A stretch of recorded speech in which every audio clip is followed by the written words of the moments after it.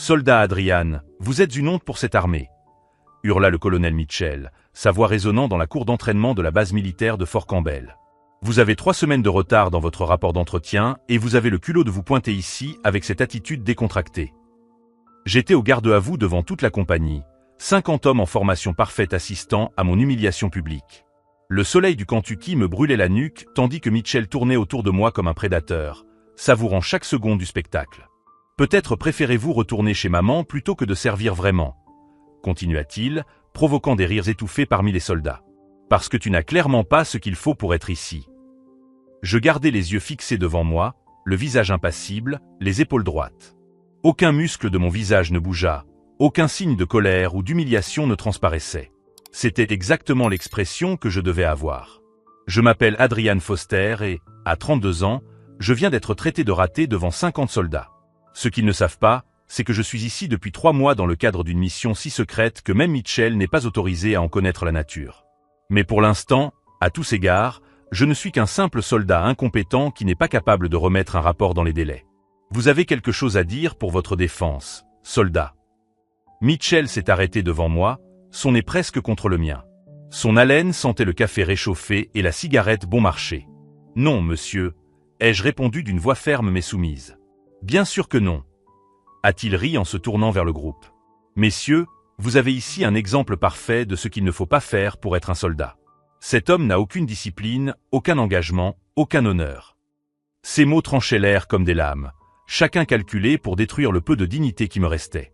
Mitchell savourait chaque seconde, le visage rouge de satisfaction tandis qu'il jouait sa partition devant l'auditoire. Peut-être qu'une semaine à nettoyer les toilettes lui apprendra un peu la responsabilité, déclara-t-il, provoquant encore plus de rire parmi les soldats. Et si cela ne fonctionne pas, nous pouvons toujours revoir votre statut sur cette base. Le sergent Johnson, un vétéran de 15 ans, me regardait avec un mélange de pitié et de mépris. Le soldat Martinez secouait la tête, visiblement gêné pour moi. Pour eux, je n'étais qu'une recrue de plus qui n'avait pas supporté la pression de l'armée. Si seulement ils savaient. Soldat Adrian, hurla Mitchell. Vous passerez le reste de l'après-midi à réorganiser le dépôt de fournitures. Tout seul.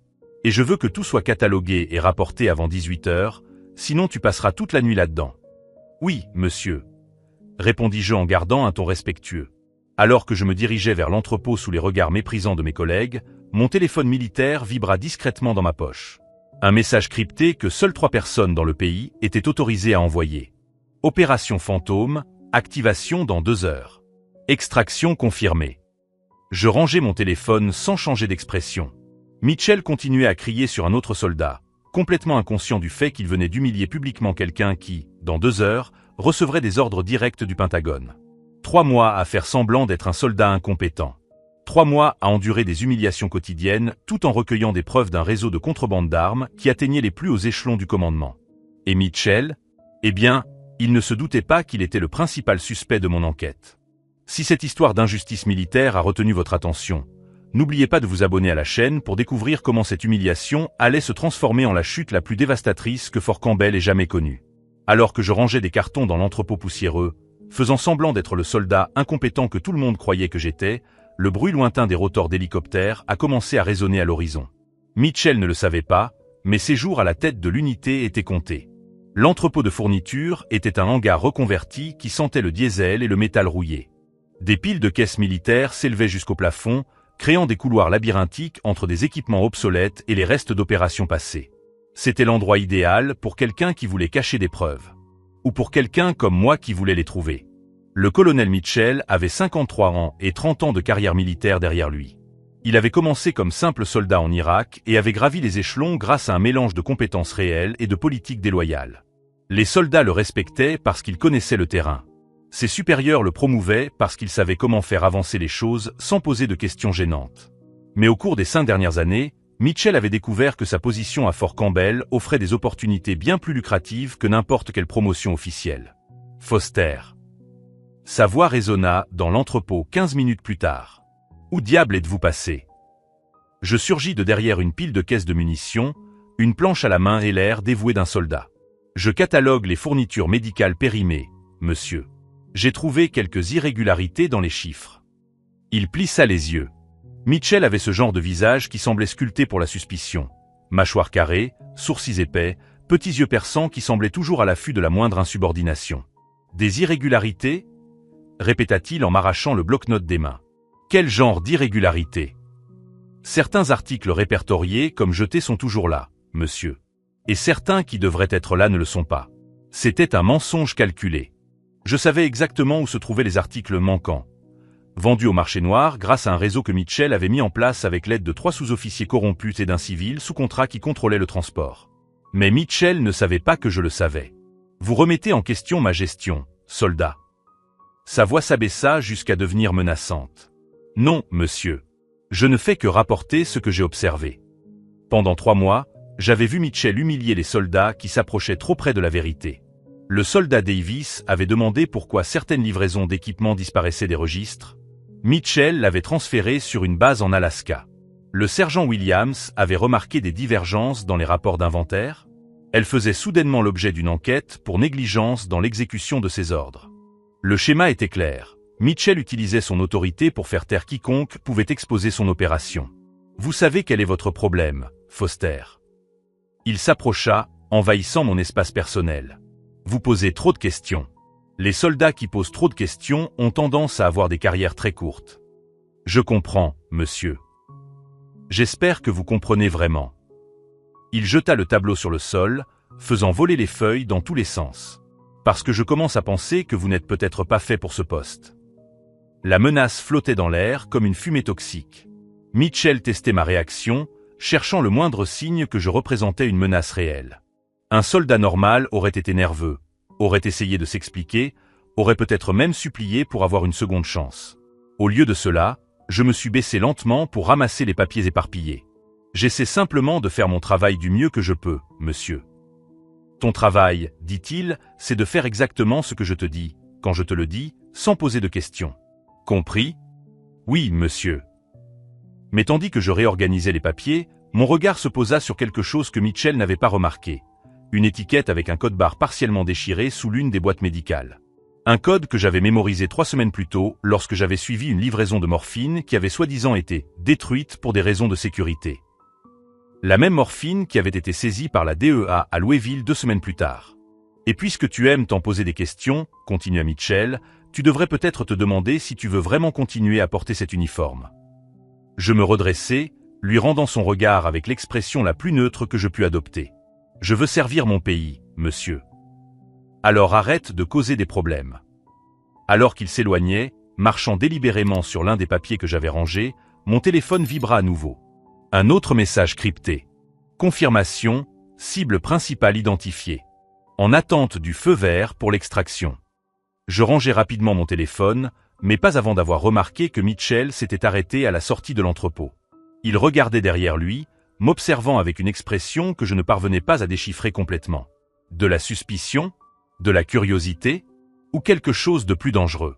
Foster, dit-il lentement, vous avez de la famille. La question me prit au dépourvu. Non, monsieur. Bien. Les soldats sans famille sont plus flexibles dans leur mission. Il y avait quelque chose dans sa façon de le dire qui m'a donné la chair de poule. Ce n'était pas une simple remarque, c'était une évaluation. Comme s'il évaluait ma valeur en tant que cible ou en tant que ressource. Terminez ici et présentez-vous à mon bureau à 19h, ordonna-t-il. Nous devons discuter de votre avenir sur cette base. Après son départ, j'ai attendu 5 minutes avant de bouger. Le silence du hangar n'était rompu que par le bourdonnement lointain des générateurs et le bruit de plus en plus proche des rotors d'hélicoptères.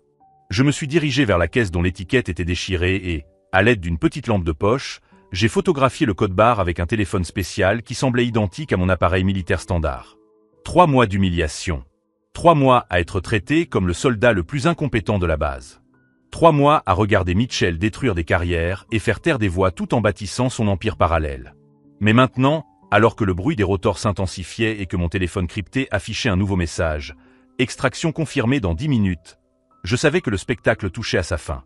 Mitchell pensait avoir affaire à un soldat faible et curieux. Dans 10 minutes, il allait découvrir qu'il avait passé 3 mois à humilier un officier du renseignement militaire avec une autorisation de niveau 8 et un accès direct au commandement conjoint. L'hélicoptère approchait, et avec lui, le moment où le colonel Mitchell allait découvrir qu'il avait réellement essayé de faire taire. À 19h pile, J'ai frappé à la porte du bureau de Mitchell. La plaque dorée brillait sous la lumière fluorescente. Colonel James Mitchell, commandant des opérations. Derrière cette porte, l'homme que j'avais passé 3 mois à étudier était sur le point de montrer son vrai visage. « Entrez », a dit sa voix à travers le bois massif. Le bureau était une vitrine de Lego militaire. Des photos avec des généraux, des diplômes encadrés, un drapeau américain tendu derrière un bureau en acajou qui semblait avoir coûté plus cher que le salaire annuel d'un soldat. Mitchell était assis comme un roi sur son trône, les doigts entrelacés sur un dossier ouvert. « Asseyez-vous, Foster. » J'obéis, conservant la posture rigide d'un soldat nerveux. La chaise était délibérément basse, m'obligeant à lever les yeux vers lui tandis qu'il m'évaluait comme un prédateur décidant où donner le premier coup de dent. « J'ai examiné votre dossier », commença-t-il en feuilletant des papiers avec des gestes délibérément lents. 3 ans de service actif. Aucune promotion significative. De multiples mutations. Et maintenant cette situation avec les rapports. Il claqua le dossier avec un bruit sec qui résonna dans le bureau. Vous savez ce que je vois quand je vous regarde, Foster? Je vois un homme qui ne comprend pas l'importance de l'ordre, de la hiérarchie, du respect. Monsieur, je n'ai pas fini, explosa-t-il, me faisant reculer sur ma chaise. Vous voulez savoir quel est votre problème? Vous posez trop de questions. Vous remettez en question les protocoles. Vous agissez comme si vous en saviez plus que vos supérieurs. Il se leva et se dirigea vers la fenêtre, les mains croisées derrière le dos. Dehors, les soldats poursuivaient leurs exercices nocturnes, inconscients de la conversation qui allait déterminer le cours des prochains jours. En 3 décennies de service, continua Mitchell sans se retourner, j'ai appris qu'il existe 2 types de soldats. Ceux qui suivent les ordres sans poser de questions et se construisent une carrière solide. Et ceux qui posent beaucoup de questions et finissent dans des bases isolées au milieu de nulle part.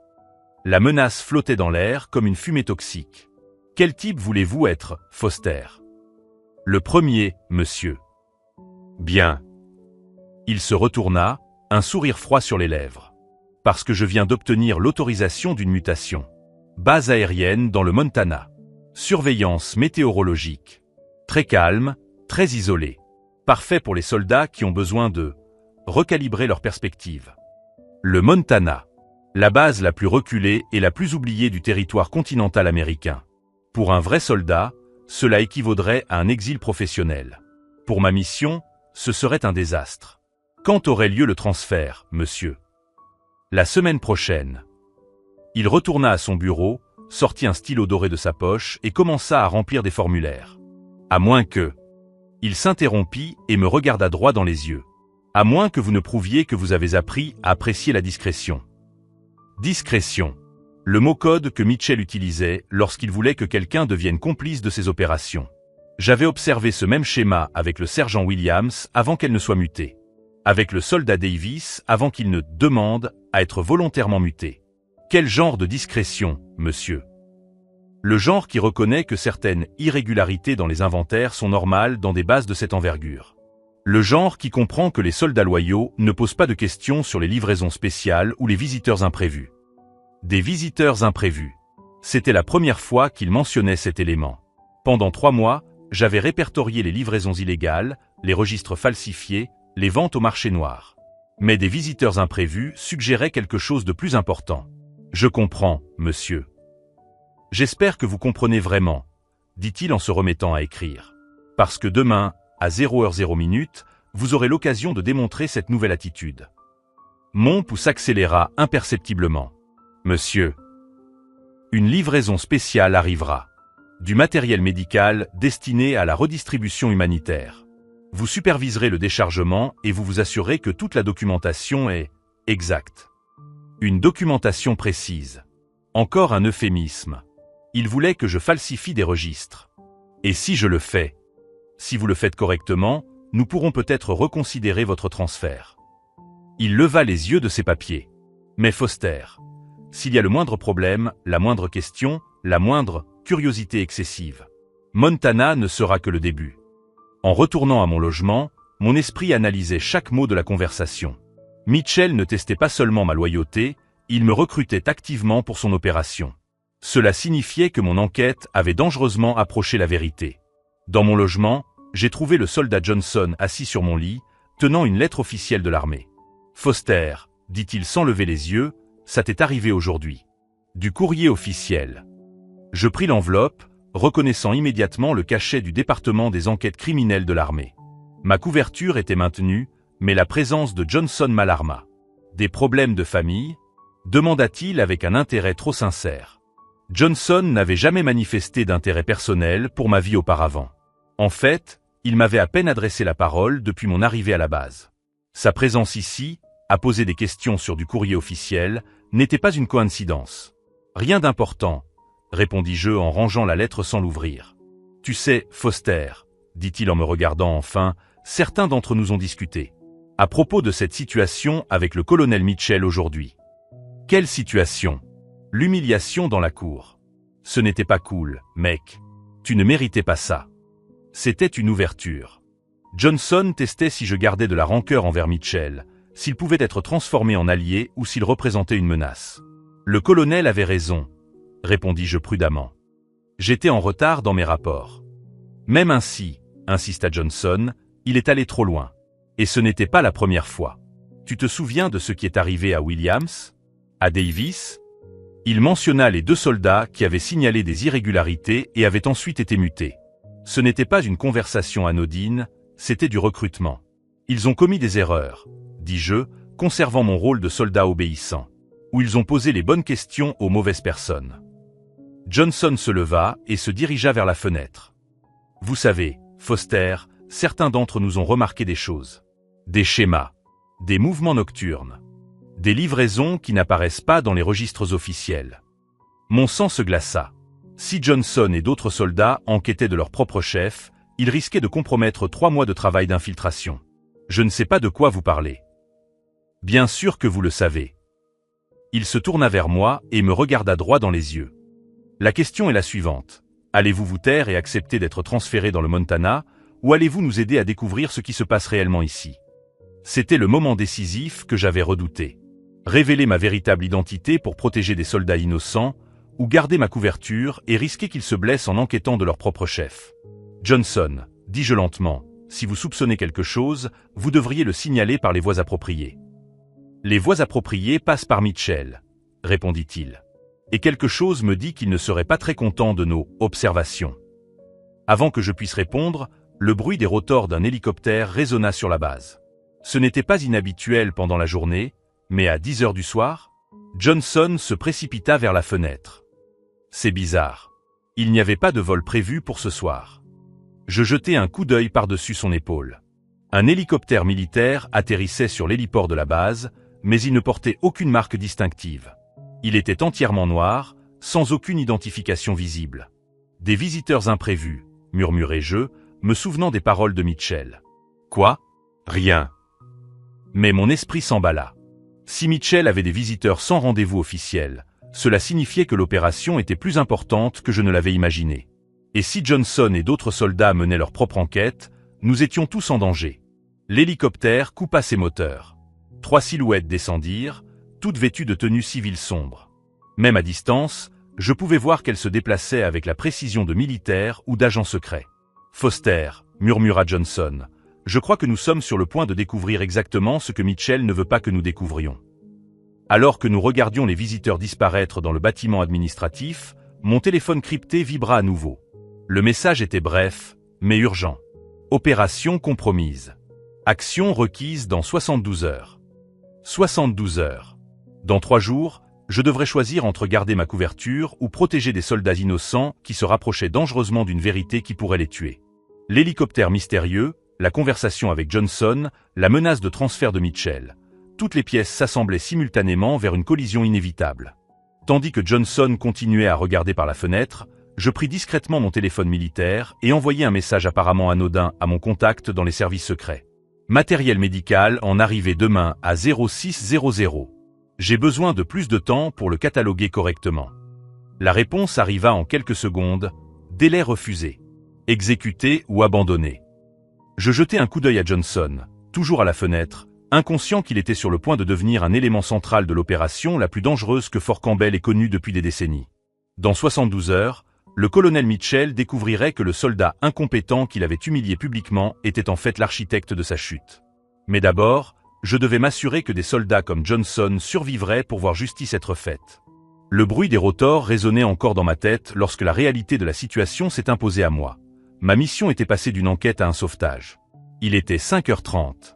L'entrepôt était plongé dans la pénombre lorsque je suis arrivé, une demi-heure avant l'heure fixée par Mitchell. Non par excès de zèle, mais parce que je devais préparer le terrain pour ce qui allait suivre. Au cours de la nuit, j'avais finalisé mon plan. 3 mois d'enquête secrète étaient sur le point de déboucher sur une opération qui allait non seulement exposer Mitchell, mais aussi tout le réseau de contrebande qui s'étendait jusqu'aux plus hauts échelons du commandement. Le bruit des moteurs qui approchaient rompit le silence matinal.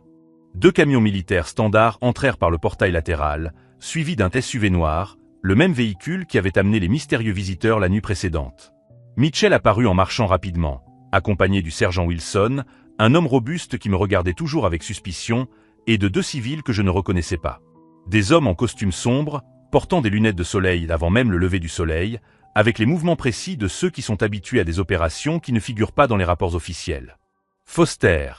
cria Mitchell. « Ici, maintenant. » Je m'approchai en gardant une posture de soldat obéissant, mais mes yeux enregistraient chaque détail.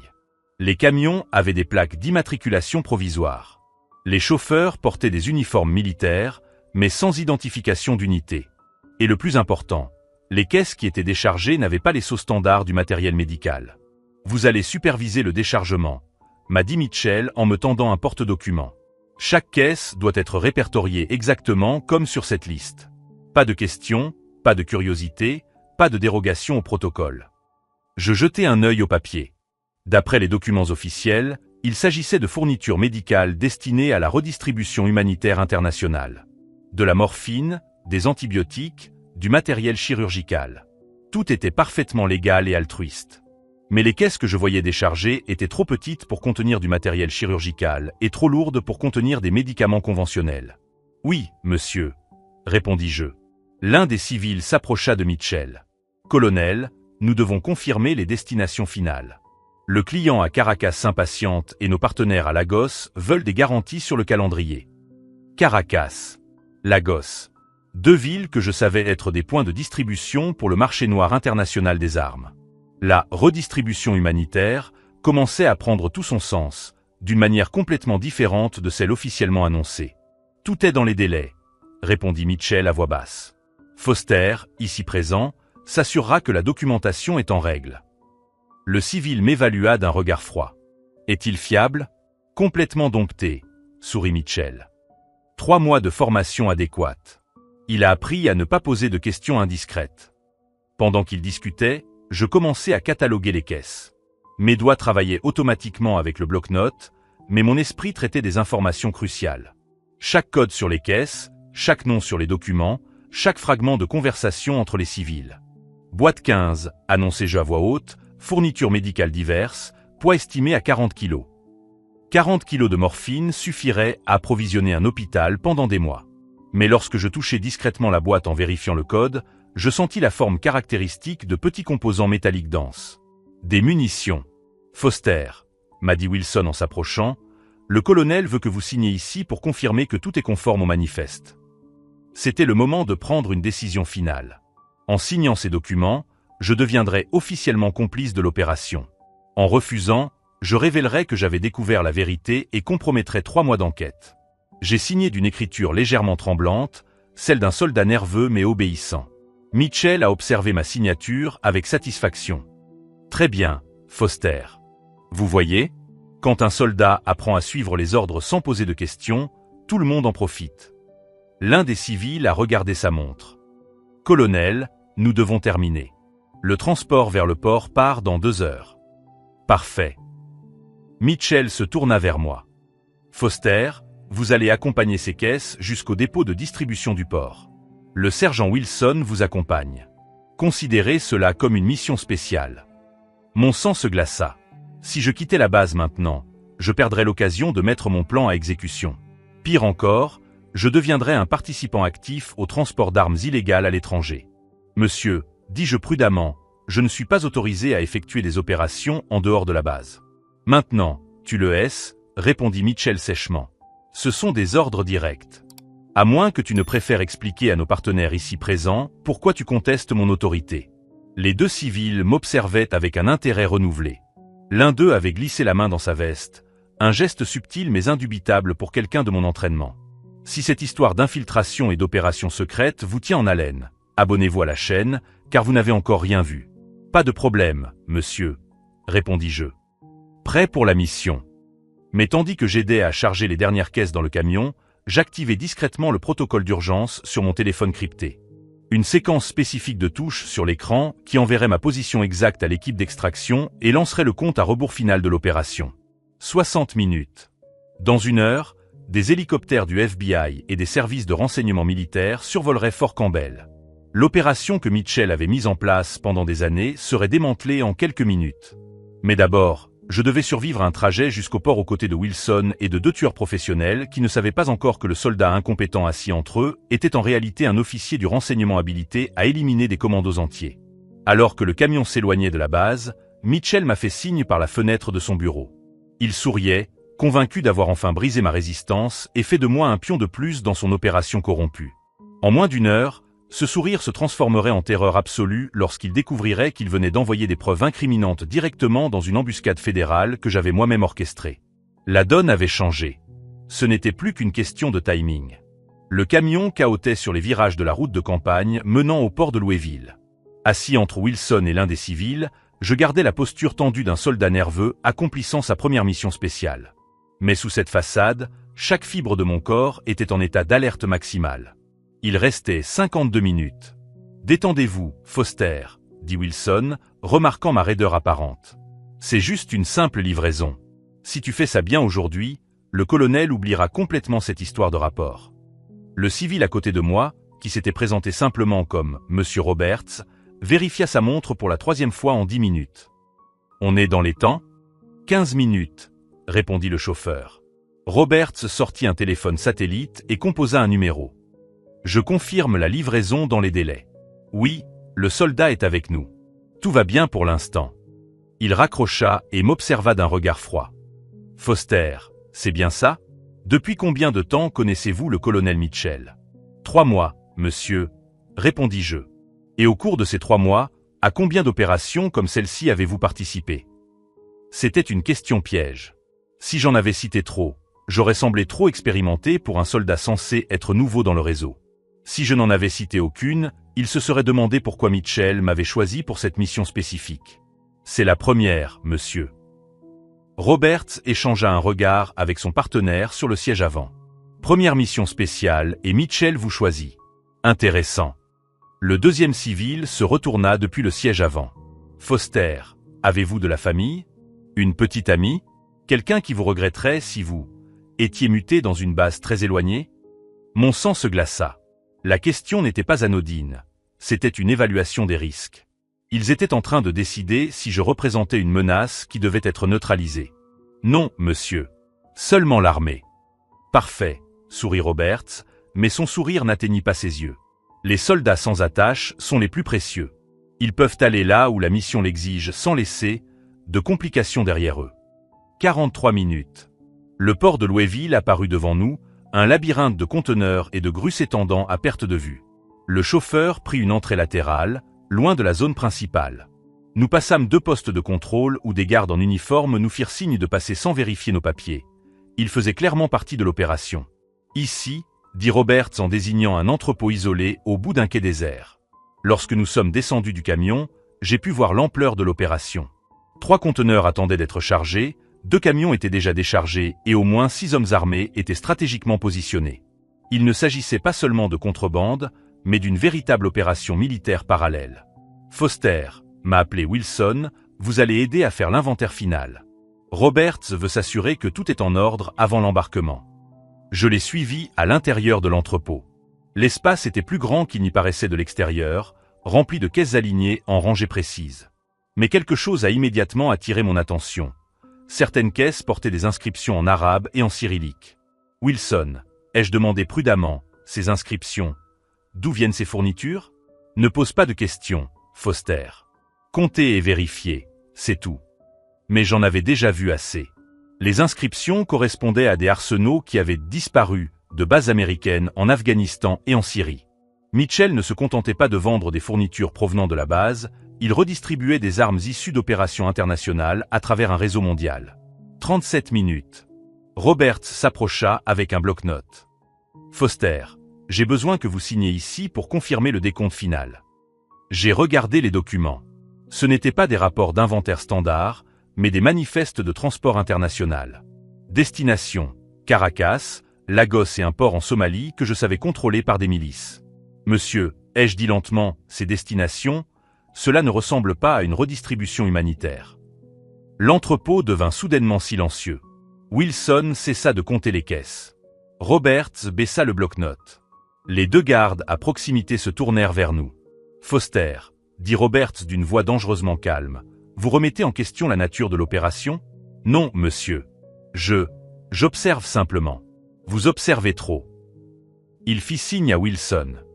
Notre jeune soldat a peut-être besoin d'une conversation plus approfondie sur la discrétion. Wilson s'approcha, la main posée nonchalamment sur son arme à la ceinture.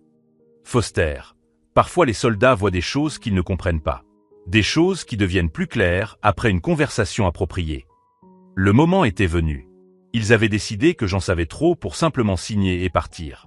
En quelques minutes, on m'emmènerait pour une discussion dont je ne reviendrai pas. 29 minutes.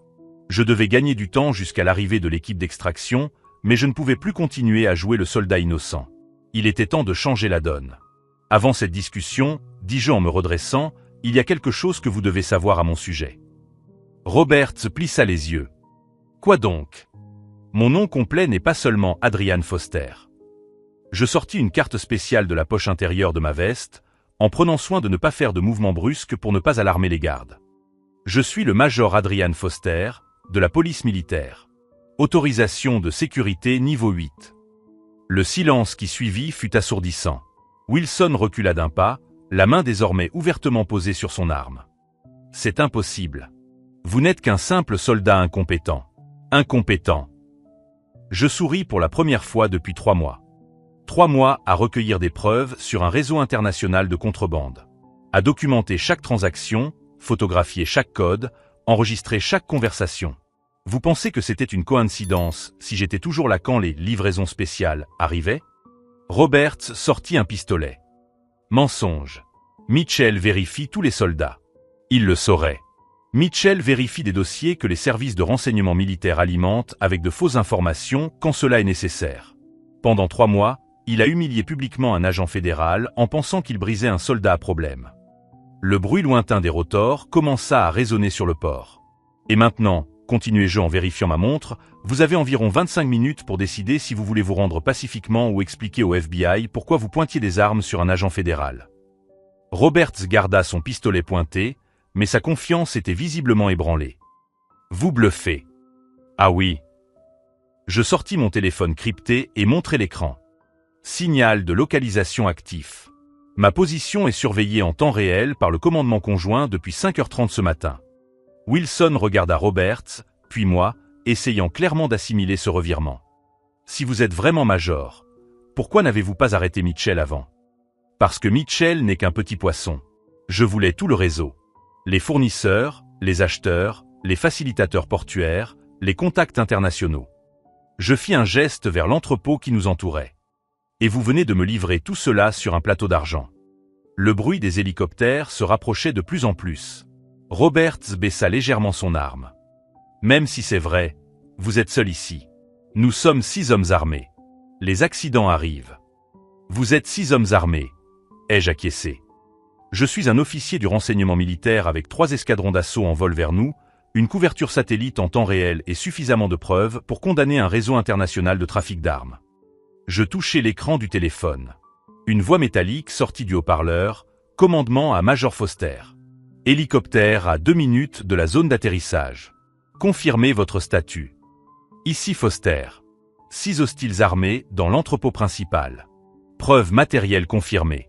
Je demande des renforts pour plusieurs arrestations. Bien reçu, Major. Maintenez votre position. Roberts et Wilson échangèrent des regards désespérés. La réalité de la situation avait enfin pris forme.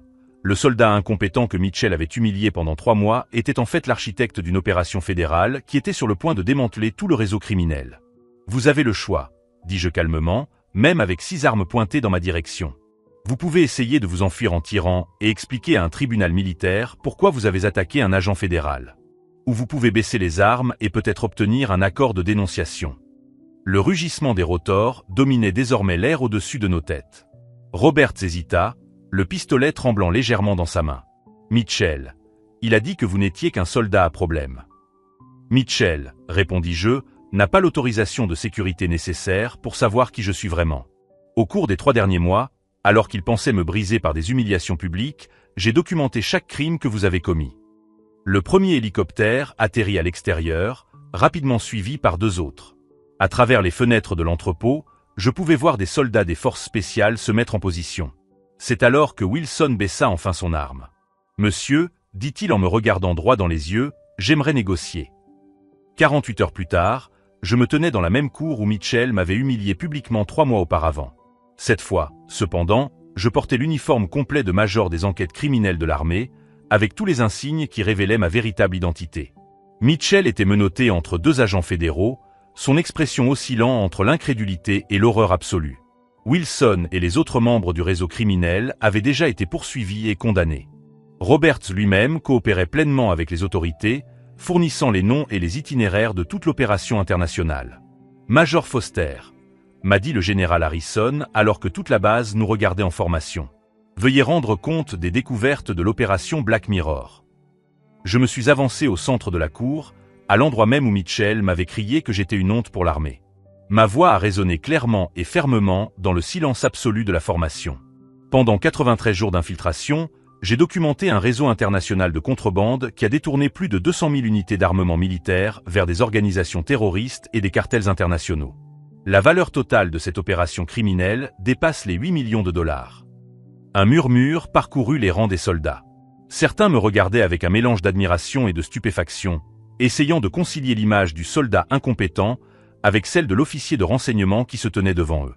L'enquête a révélé que le colonel Mitchell ne se contentait pas de diriger ce réseau, mais qu'il avait systématiquement éliminé tout soldat qui se rapprochait de la vérité par des transferts forcés, des rétrogradations et des menaces directes. Mitchell tenta de parler, mais l'un des agents fédéraux le fit taire d'un geste ferme. Au cours de ces 3 mois, ai-je poursuivi, j'ai subi des humiliations publiques, des punitions injustes et des menaces pour ma carrière. Chaque insulte, chaque cri, chaque moment de manque de respect a été documenté non seulement comme preuve d'abus d'autorité, mais aussi comme démonstration du caractère d'un homme qui a trahi non seulement son pays, mais aussi chaque soldat sous son commandement. Le général Harrison s'approcha. « Major Foster, votre dévouement à la mission dans des circonstances extrêmement difficiles illustre le meilleur de la tradition militaire américaine. Votre capacité à maintenir la couverture, alors même que vous étiez publiquement méprisé, démontre une force de caractère rarement vue. » Je me tournai vers Mitchell une dernière fois. Il semblait avoir vieilli de 10 ans en 2 jours. L'homme arrogant qui m'avait crié dessus était maintenant courbé, détruit non seulement par la révélation de ses crimes, mais aussi par la prise de conscience qu'il avait passé des mois à humilier quelqu'un qui lui était infiniment supérieur en grade, en compétence et en honneur. « Mitchell, dis-je calmement, vous avez passé 3 mois à essayer de briser mon moral, à remettre en question mes compétences, à suggérer que je n'avais pas ce qu'il fallait pour servir mon pays. » Il leva les yeux et croisa mon regard pour la première fois depuis son arrestation. « Vous aviez raison sur un point, ai-je poursuivi. Je n'avais vraiment pas ce qu'il fallait pour être un simple soldat médiocre. Car depuis le premier jour, j'étais un major sous couverture menant l'opération la plus importante de ma carrière. » Le soldat Johnson s'approcha après la cérémonie d'arrestation, l'air toujours incrédule. « Major, je veux dire, monsieur, pendant tous ces mois où nous avons discuté, vous saviez déjà tout. » « Je savais que Mitchell était impliqué dans des activités illégales, » répondis-je. « Je n'en connaissais pas toute l'étendue avant d'avoir rassemblé toutes les preuves. Et quand je vous ai interrogé sur les mystérieuses livraisons, j'essayais de déterminer si vous faisiez partie du complot ou si vous n'étiez qu'un simple soldat observateur. Vos questions m'ont aidé à confirmer que vous étiez honnête et que vous pourriez servir de témoin si nécessaire. » Johnson secoua la tête. 3 mois à vous regarder vous faire humilier, et pendant tout ce temps, vous contrôliez la situation. Contrôle est un mot fort, ai-je souri. Disons que je savais comment l'histoire allait se terminer. 6 mois plus tard, j'ai reçu un appel inattendu. C'était Wilson, qui appelait depuis la prison fédérale où il purgeait sa peine. « Major Foster ? C'est Wilson. L'ancien sergent Wilson. Je me souviens de vous, Wilson. Comment puis-je vous aider ? Je voulais m'excuser, monsieur. Pour toutes les fois où j'ai ri quand Mitchell vous humiliait. Pour toutes les fois où j'ai pensé que vous n'étiez qu'un soldat faible qui ne supportait pas la pression. Il y eut un long silence avant qu'il ne poursuive. Vous m'avez sauvé la vie, vous le savez? Si vous ne m'aviez pas convaincu de baisser mon arme dans cet entrepôt, je serais mort à l'heure qu'il est. Et plus important encore, vous m'avez donné la chance de coopérer, de faire ce qu'il fallait au final. Wilson, répondis-je, nous méritons tous une seconde chance de choisir le bon camp. Comment avez-vous tenu le coup, monsieur? 3 mois à être traité comme un moins que rien, sachant que vous pouviez révéler votre véritable identité à tout moment? Cette question m'a fait réfléchir à quelque chose que j'avais appris pendant ces mois difficiles. J'ai appris que la vraie force ne vient pas du fait de crier plus fort ou d'humilier les autres pour se sentir supérieur. Elle vient du fait de rester fidèle à ses principes même quand personne ne regarde, même quand il serait plus facile d'abandonner. Aujourd'hui, je suis instructeur à l'Académie d'enquête criminelle de l'armée. J'enseigne aux jeunes officiers les opérations d'infiltration, mais surtout l'intégrité sous pression. Sur le mur de mon bureau, j'ai accroché une photo de la formation prise le jour où Mitchell a été arrêté. Ce n'est pas un trophée, mais un rappel que la véritable victoire n'était pas sa chute, mais la préservation des valeurs qu'il a tenté de corrompre. Mitchell purge une peine de 25 ans dans une prison fédérale. J'ai entendu dire qu'il passe son temps à étudier le droit, essayant de comprendre comment un système qu'il pensait contrôler s'est retourné contre lui avec une telle précision. Le réseau international de contrebande a été complètement démantelé. Des dizaines d'opérateurs ont été arrêtés dans 6 pays différents. Les armes récupérées empêcheront d'innombrables tragédies qui se seraient produites si elles étaient tombées entre les mains de terroristes et de cartels. Mais le moment qui m'a le plus marqué n'a pas été l'arrestation de Mitchell ni la reconnaissance publique. C'est lorsque le soldat Martinez, l'un des soldats qui avait ri pendant mon humiliation dans la cour, est venu me voir quelques semaines plus tard. « Major », m'a-t-il dit nerveusement, « je veux m'engager dans les enquêtes criminelles. Je veux servir comme vous avez servi. » « Pourquoi » lui ai-je demandé. « Parce que j'ai appris qu'il y a 2 façons d'utiliser le pouvoir. L'une détruit les gens pour se sentir fort. L'autre protège les gens, même si cela signifie sacrifier sa propre réputation. Si cette histoire de justice militaire et de sacrifice silencieux vous a touché, abonnez-vous à la chaîne et activez la cloche. Nous avons des dizaines d'histoires sur des personnes qui ont transformé l'humiliation en triomphe, et vous ne voudrez en manquer aucune. La dernière fois que j'ai vu Mitchell, il était escorté vers le transport pénitentiaire. Nos regards se sont croisés un instant à travers la vitre blindée. Il n'y avait ni colère ni satisfaction cruelle dans mon regard. Juste la compréhension tranquille que la justice, même si elle tarde parfois, finit toujours par se faire. 3 mois d'humiliation se sont transformés en l'opération la plus réussie de ma carrière. Et Mitchell? Eh bien, il a enfin appris la différence entre avoir l'autorité et mériter le respect. Certains leaders bâtissent des empires par la peur. Les vrais leaders bâtissent leur héritage par leur intégrité. Au final, l'histoire se souvient toujours de celui que vous avez choisi d'être.